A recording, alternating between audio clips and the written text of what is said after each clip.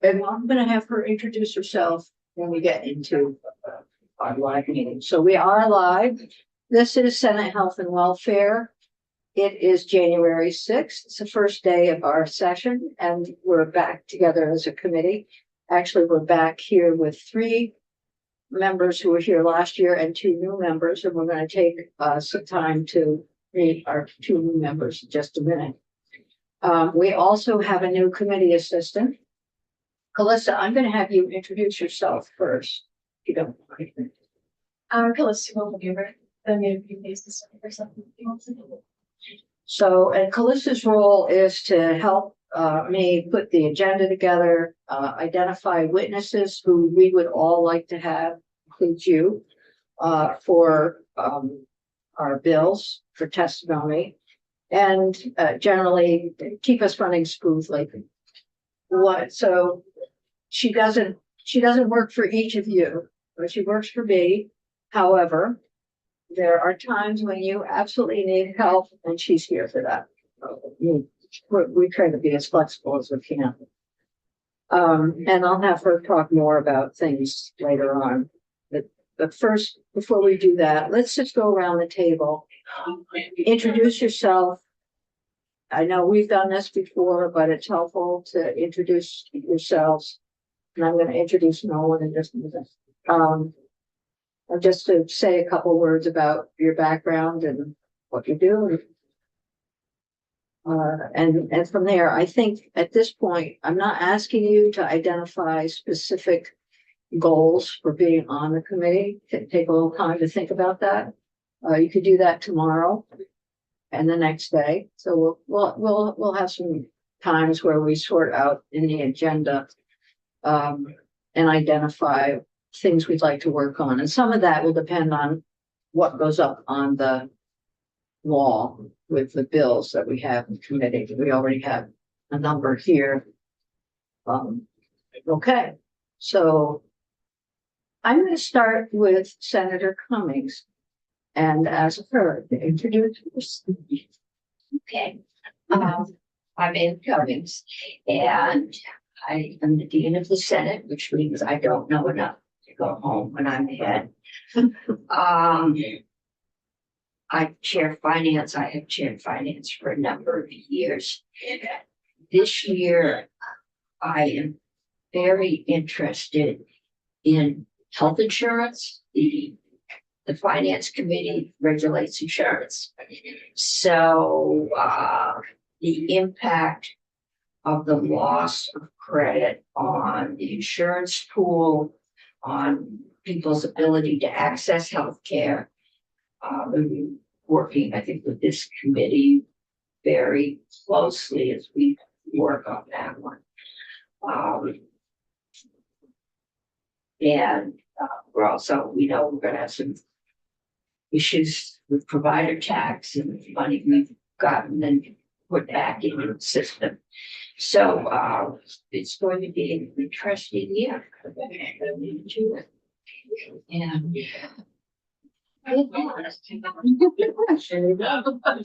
So I'll let Senator Gulick go next. Thank you, Senator Lyons. My name is Martine Rock Hewlett. I live in Burlington. I am vice chair of this committee, and I'm on finance in the afternoon with Senator Cummings. My first term, I served on the education committee as vice chair. I was a high school teacher for many years. I was a librarian. I'm still on the Burlington School Board. I'm in my 8th year doing that. I think I know quite a bit about education, although in terms of policy, it's almost as complicated as healthcare, I would say. It's right up there. I was co-chair of the redistricting committee, and that got a lot of attention, and very proud of the work that we did and the report that we've submitted. I hope if you have time, you can peruse it a little bit, because it is going to be a huge issue this session, as you well know. But I'm really happy to be here, and nice to meet you both, and happy to have Calista here as well. And I'm thrilled to be vice chair with Senator Lyons.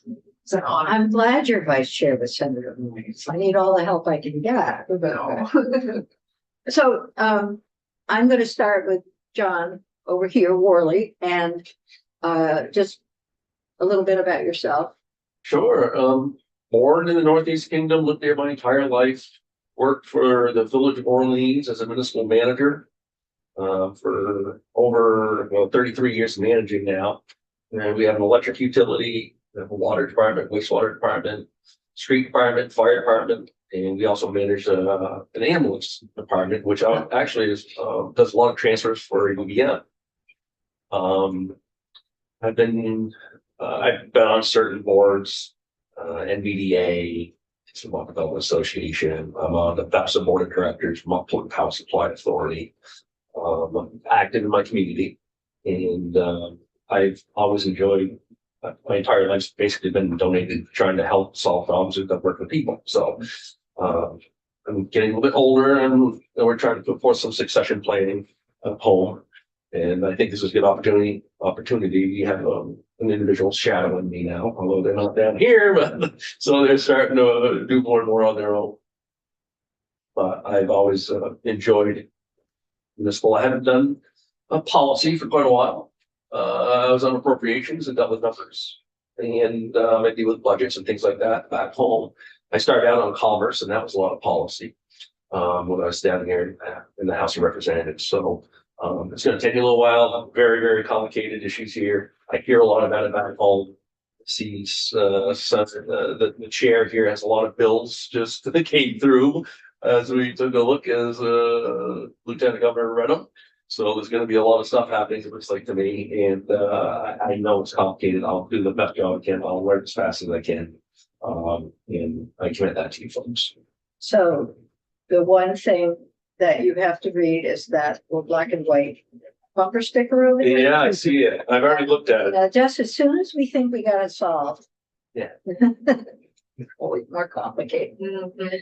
Thank you, John. So Yeah. now I understand that you're John, and when we're doing our work here, and I will make every effort to call you guys as Senator Worley, and Senator Cummings and Senator Grulick. We try to keep it at that level when we're in committee. But to distinguish the two Johns, this is Jay, and so Jay, why don't you introduce yourself? Sure. So all of this started for me about a little over a week ago. I asked if I had an interest to serve, and by last Friday, I found myself to be a senator. So big change. I was retired. I spent my career as a civil engineer. I was the 2018 Vermont Engineer of the Year. I've worked on all kinds of projects across New England, primarily in Vermont, but as far west as New Mexico and as far south as the Virgin Islands. So I worked on a wide variety of different kinds of projects.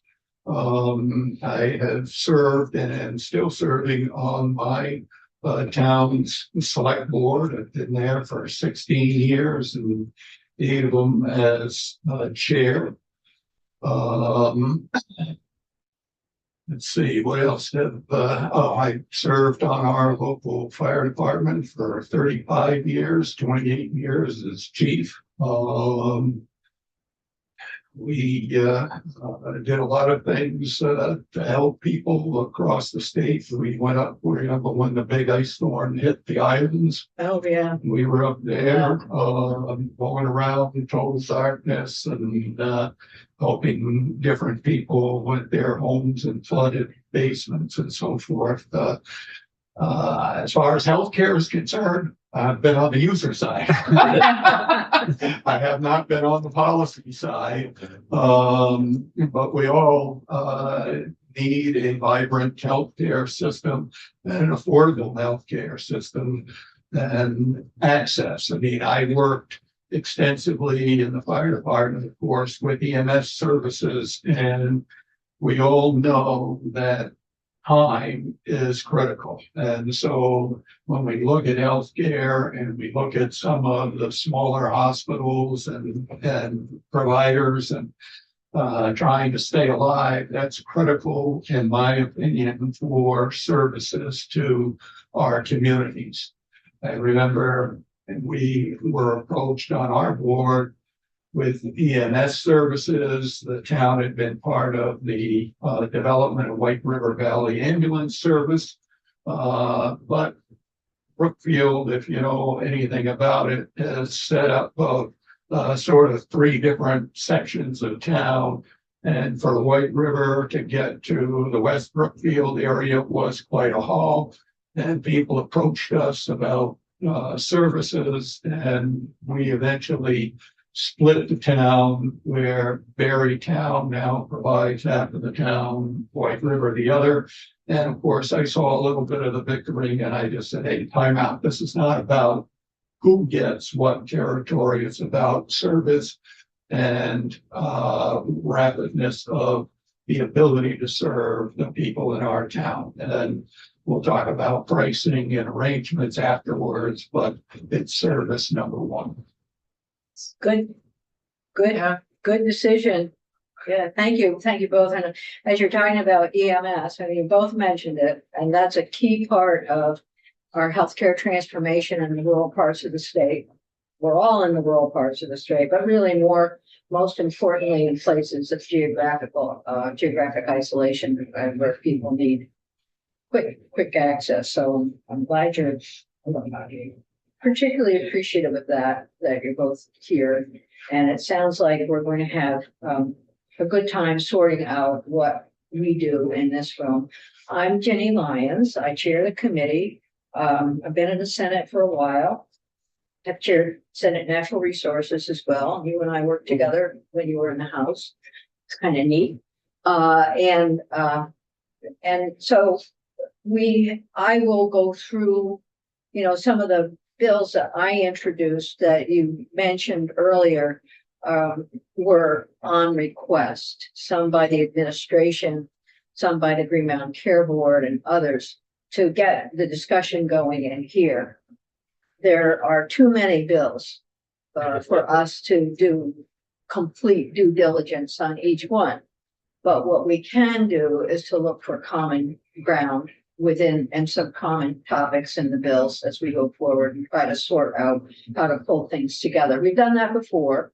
So some of the bills that are listed, as we look at what we have in this room, on the left side of that cork board are bills that we looked at last session and were here. Some of them have been put into, or pieces of them that we felt were critical were put into bills that are over on the right side of the cork board. And those are the bills that have passed out of committee.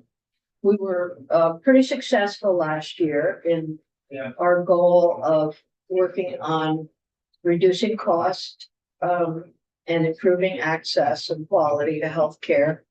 We're also charged in here with working on welfare issues. So LIHEAP that you might be familiar with, or SNAP, or some of the other substance use disorder recovery housing for folks to take care of them when they're addicted to various substances. Food security, those things, they all land here. And so we have a lot on our plates, literally. And I'll do my best as we begin the year. I'm going to introduce Nolan over here, Nolan Langwell. Want to say a couple words, Nolan? Sure. Yeah. My name is Nolan Langwell. I'm with the Joint Fiscal Office. For new folks, I know Senator Morley knows this, but we are the budgetary arm, like the Congressional Budget Office equivalent for Vermont. They'll also have Ben and Katie, who you'll meet later.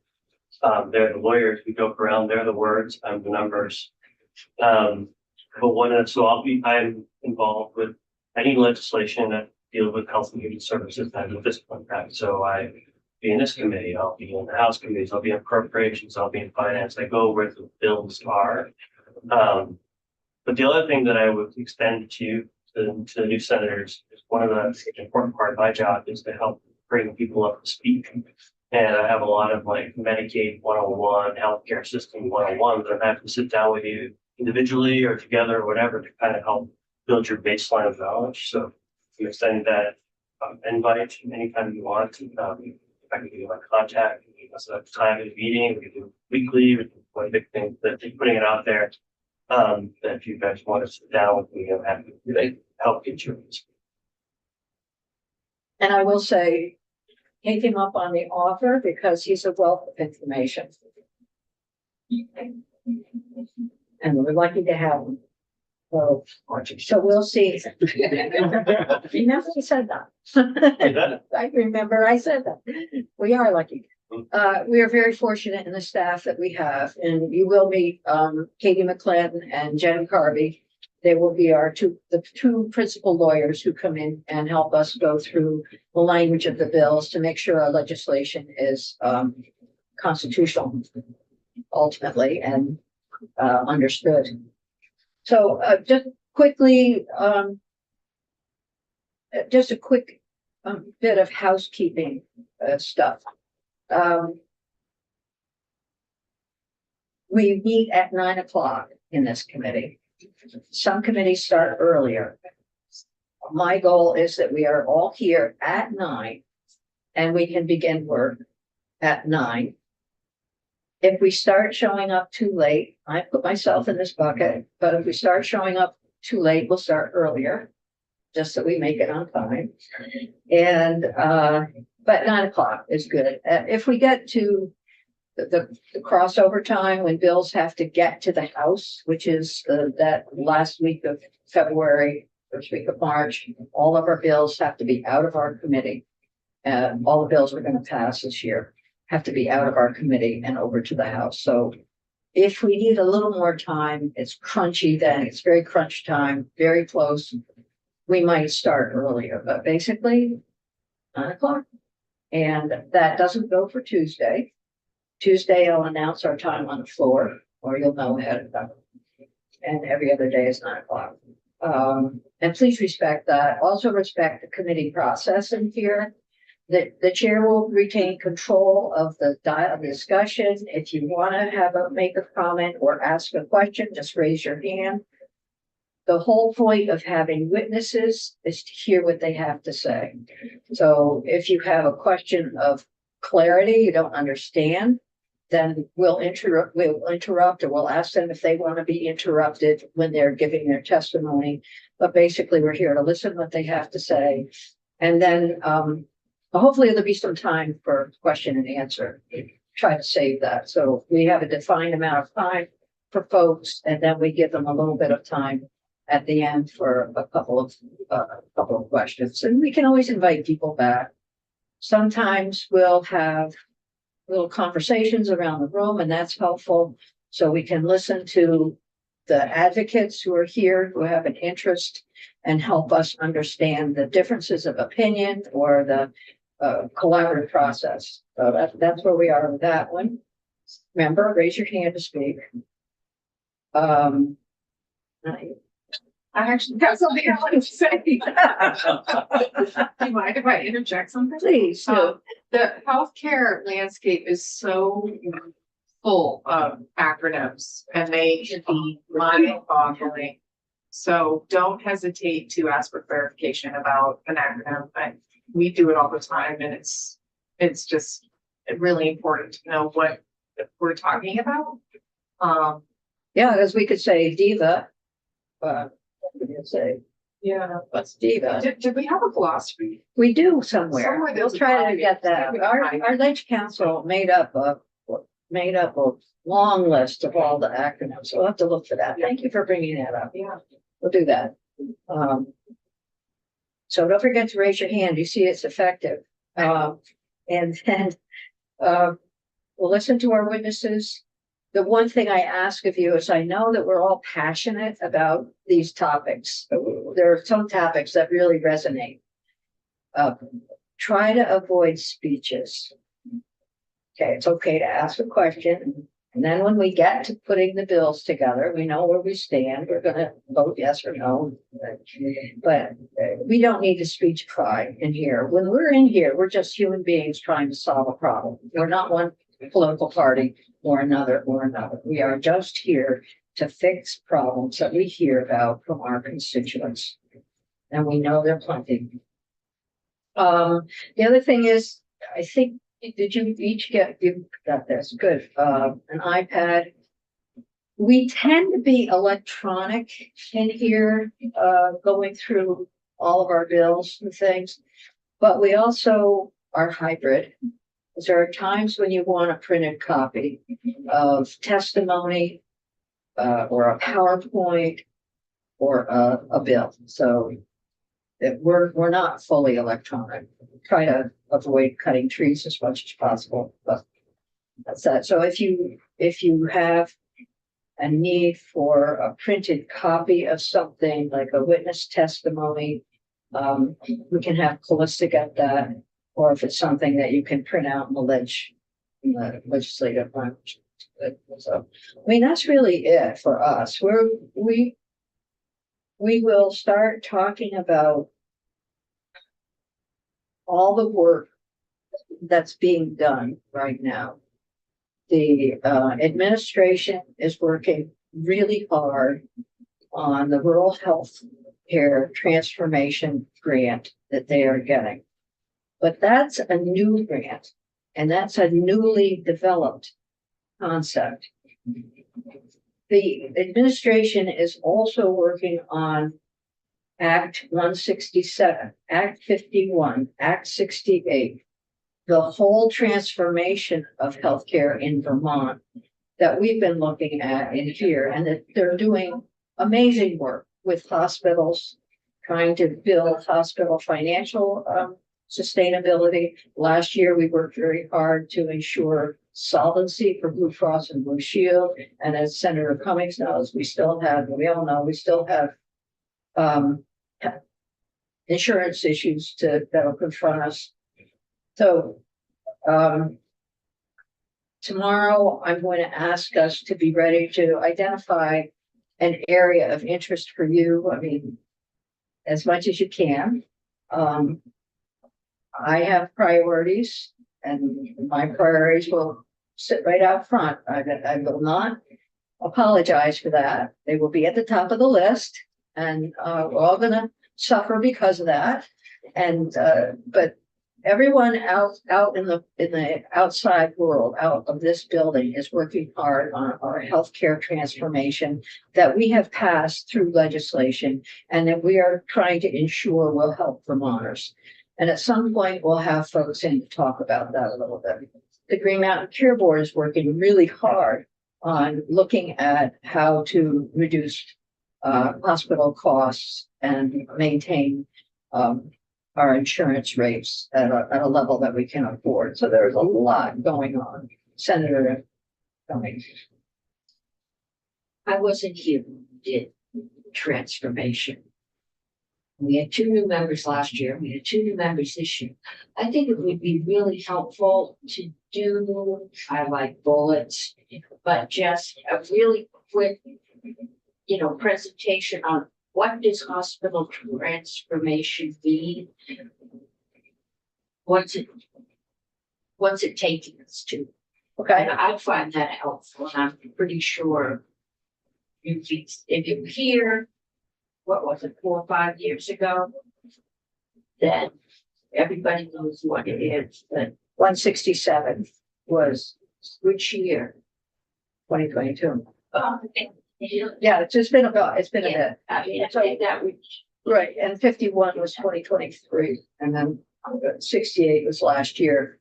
But we've got all this work going on, so we will. That's a good idea. I'll get Jen in to sort The of last spread that. report I got was on opioid deaths in the emergency room, and I can see where that's a healthcare issue, but I couldn't see how it related to hospital transformation. Yeah, no, so we will look at reports with Katie and Jen tomorrow. We'll start looking at some of the information that's coming to us from the work that we've done.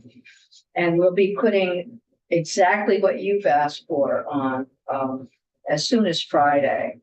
And then next week, probably Wednesday, we'll look at the Rural Health Transformation Grant, and we'll try to juxtapose, those two. We'll also be looking at what the federal government thinks it's doing to Medicaid and to other areas of healthcare. Probably look at some of that on Friday with the healthcare advocate, so that we have a lot of those. We're building where we are, but we're also helping you build your understanding, and we'll do it the best we can. We can't go back and do it as thoroughly perhaps as we have in the past, but I agree, we need to have some place to plant your feet. What we can do there, and please let me know. Let me know what you need to know. I don't know what you need. Go ahead. I'm just gonna add that we could make the Oliver Wyman report available. I know, it's long and it's, you know, chock full of information, but it's a good thing to reference sometimes and to take a look at and to get a big picture of, Right, that involved out of Act 167. yeah. So we'll see how that goes. We'll try and get that good I reminder. mean, it's out. Yeah, we can get that on our reports page. Calista can get that. And there's the Health Reform Oversight Committee has met a couple of times since the end of last session, and the Health Reform Oversight Committee consists of money chairs, healthcare and welfare, and in the House and the Senate, and trying to keep an eye on the work that's happening. Is the work getting done? Is the healthcare transformation plan actually happening, boots on the ground? Are we getting action? So It's called H-Rock. when you hear HROC, H-Rock, that's what it is. that's an acronym. And GMBC, that's an acronym, right? We'll have a quiz, Premier Care Board, yeah. A DFR, Department of Financial Regulation. They look at insurance, regulate insurance. Banking, Huh?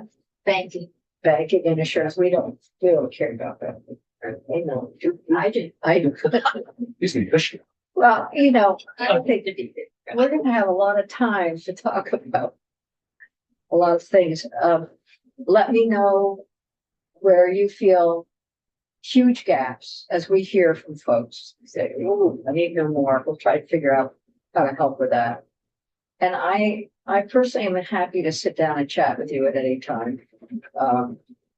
To talk about the bills we're looking at or the issues that are important.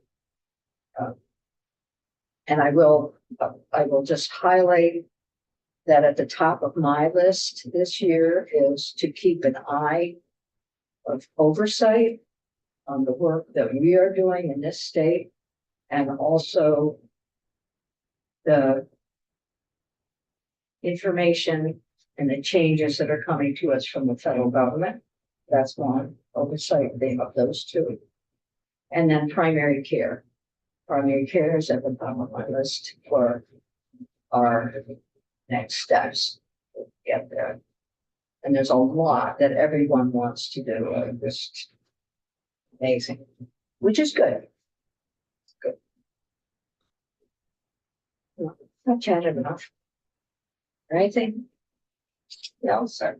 I would say for myself, I don't know enough, To know what you don't know, correct? I know. I asked the right it's like question. medical students, right? Yeah, I mean, I look at that list and I go, that's an awful overwhelming list Mhm. for a group of 5 people to figure out in 4 months. 4 months, we'll do it.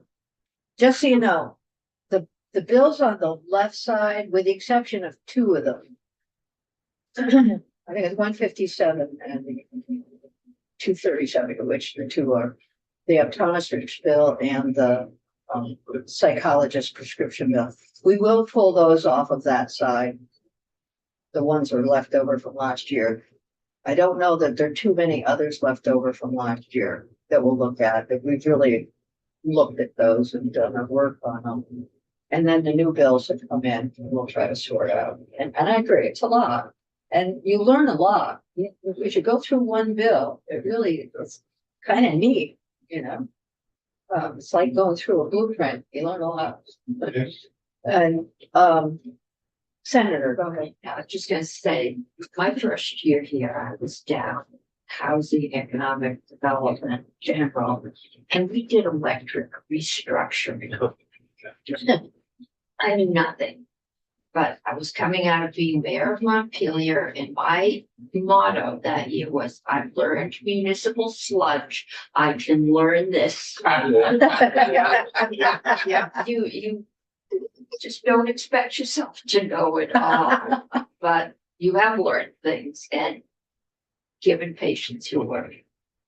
Well, it is. I mean, Vermont is such a local control place and such a local place. We all bring our local experiences, you know, from school board and select board and our local community organizations. Those are the things that are important, and the people we work for, which are our constituents. That's what's important in making our decisions. And sometimes we get stuck with language that just doesn't fit, but it ultimately it helps. So try and make those connections. Not easy. One of those. What am I forgetting? Oh, Melissa. We need a new clerk. Can you explain what a clerk is? You won't get to that. I can explain that. Sure. So a clerk will have, actually have. The record of actions on bill. And I believe they give that to the Senate office at law, anything. So, and the clerk's work begins with what I did for our new clerk, whoever that may be. When we have bills introduced, the clerk, which we just got, these are all the bills that were in, usually the copies of the originals. These are all the bills that were introduced today for our committee. And the clerk brings it down and gives them to Callista, who puts them in a secure location. And then, when we vote on bills, the clerk is responsible for doing exactly what Callista said. That is calling the roll and collecting the votes, and then helping folks report the votes upstairs. But we get more to that as we. So think about if you would like to be clerk, and we'll nominate and elect a clerk one day this week, and now probably day or tomorrow. Do you want to explain it's an honorarium that usually goes to the newest veteran? There's no. Go flip a coin here, Joe. I think probably that's what we're looking at. Now you have experience, so. Oh. I mean, you want to educate me. Yeah, we want to. Yes. Right, Sam Yeah. was the clerk. Sam was at work. He left, so we didn't know. All right, well, we're gonna go off live, Melissa.